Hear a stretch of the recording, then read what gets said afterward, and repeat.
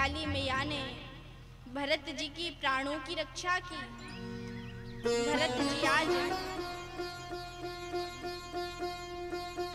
गलियों में घूम रहे थे। सिंधु देश का राजा रघुगण पालकी के साथ में पालकी पर बैठे हुए कपिल देव जी के पास में शिक्षा ग्रहण करने के लिए जा रहा था। 4 कहार पालकी ढोते हैं, एक कहार बीमार हो गया। राजा रघुगण ने कहा, पूरी प्रजा हमारी है, कोई भी रास्ते में मिले उसे जोत लो पालकी में। और तो कोई मिला नहीं, भरत जी मिल गए। भरत जी को पालकी में जोत लिया। भरत जी 5 हाथ जमीन आगे देखकर चला करते थे। आज भरत जी चलते हैं तो जैसे ही कोई चींटी मिलती है तो उछल जाते हैं। और जब भरत जी उछले तो पालकी में बैठे हुए राजा की क्या हालत हुई होगी। पालकी के ऊपर की लकड़ी राजा के सिर में लगी। राजा ने कहा, अरे दिखता नहीं है तुम्हें, तुम कैसे चला करते हो, तुम तो जिंदा ही मुर्दे के समान हो। भरत जी ने कुछ नहीं कहा। फिर कोई चींटी मिली, फिर कोई जीव मिला, फिर उछले। फिर राजा रघुगण को लगी, कहा, तुम्हें चलाना नहीं आता बिल्कुल, इतने हष्ट पुष्ट होकर भी कोई काम ठीक से नहीं कर रहे हो। भरत जी के नेत्रों से आंसू बह चले। भरत जी ने सोचा कि अगर मैंने कुछ बोला नहीं, भरत जी बचपन से एक शब्द तक नहीं बोले थे।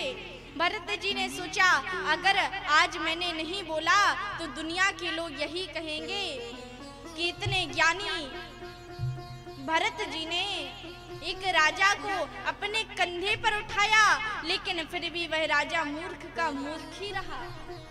भरत जी पालकी उठाए हैं, पीछे मुड़कर देखा और राजा से कहने लगे,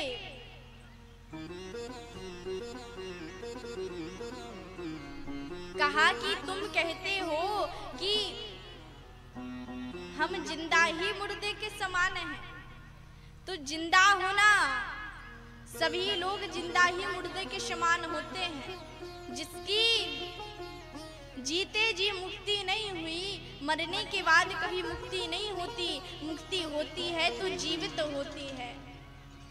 तुम कहते हो कि इतने हष्ट पुष्ट हो, दुबला होना, पतला होना, मोटा होना, लंबा होना, छोटा होना, यह तो शरीर का धर्म है।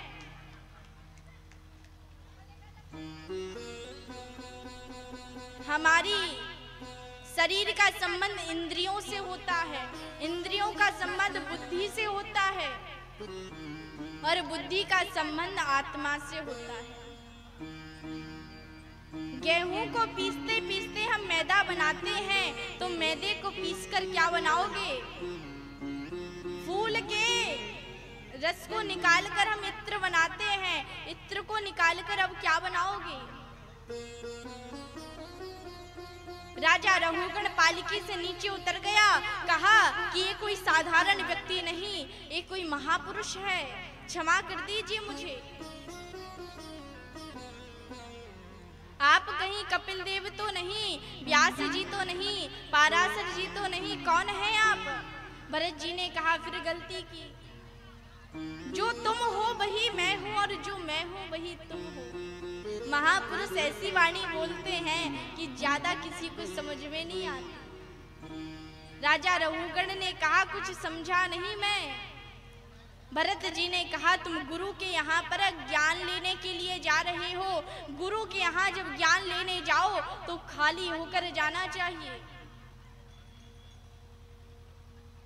टंकी लंबी होती है, वह नल के नीचे नहीं आ सकती, इसलिए खुद नहीं भर सकती, बल्कि बाल्टी उसे भरती है।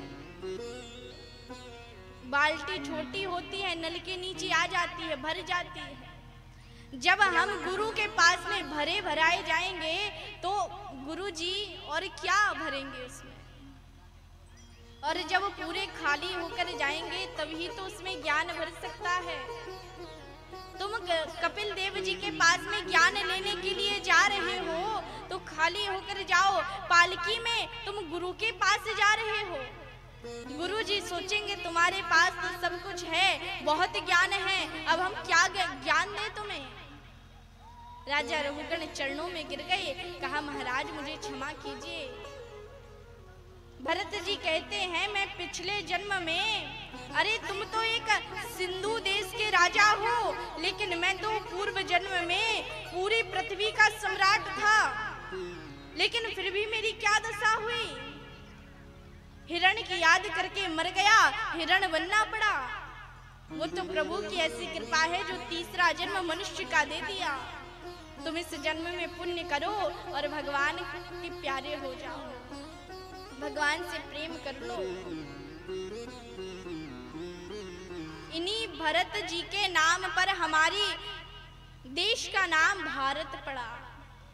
3 भरत हुए हैं हमारे भारत में। एक हैं कैकेयी कुमार भरत, दूसरे हैं जड़ भरत और तीसरे हैं दुष्यंत नंदन शकुंतला कुमार भरत। इन 3 भरतों के नाम से हमारे देश का नाम भारतवर्ष पड़ा।